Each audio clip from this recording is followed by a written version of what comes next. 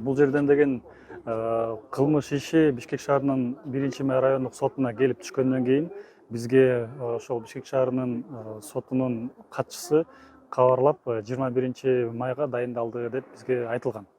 Анан тилекке каршы 10 боюнча жок, биз ошо алдын ала соттук отурум боюнча биз өзүбүздүн өтүнүчтөрүбүздү бергенбиз да.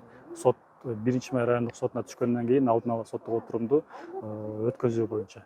Анан 21 майда дайындалган, бирок тилекке каршы кайра 10 майда бизге чалып Ленин райондук сотуна караштуулугу боюнча кетти деп токтом чыгарышкан.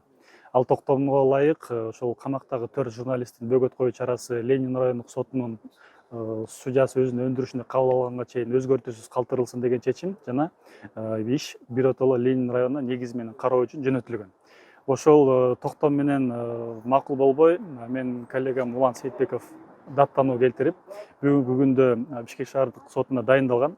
Бирок Бишкек шаардык сотуна бүгүн соттук отурум башталаардын алдында Бишкек шаарынын прокуратурасынын өкүлү өтүнүш менен кайрылып, анда апелляциялык өндүрүштү кыскартып берүүнү суранды. Ага негиз катары апелляциялык тартипте аталган токтом даттанууга жатпайт деген таризде өзүнүн жүйөсүн келтирди.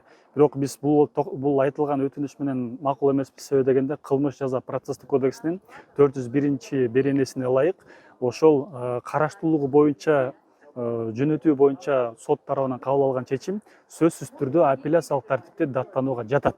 Мындан тышкары бөгөт коюу чарасы камакта калтыруу же өзгөртүүсүз калтыруу же узартуу же болбосо өзгөртүү боюнча маселелер дагы апелляциялык тартипте даттанууга толук кандуу жатат. Бирок тилекке каршы бүгүн андай чечимдерди караардын алдында дагы биздин ошол апелляциялык менин коллегам Улан Сейитбеков жазган апелляциялык даттанууну кароосуз калтырып өндүрүштөн кыскартып коюшту. Азыр же бөгөт коюу чарасы каралган жок, же ошол Ленин району менен ошо Бишкек шаарынын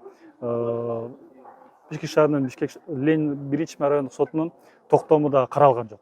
Болгону Ленин райондук сотуна жөнөтүлсүн деген гана чечимин эле булар ооз эки түрдө айтып коюшту. Даттанулбайт деген таризде. Ошондой иш Ленин райондук сотуна каралган болду да, Эми азыркы аныктамага ылайык, Бишкек шаардык сотунун аныктамасына ылайык кылмыш иши биротоло Ленин райондук сотуна жөнөтүлө турган болду.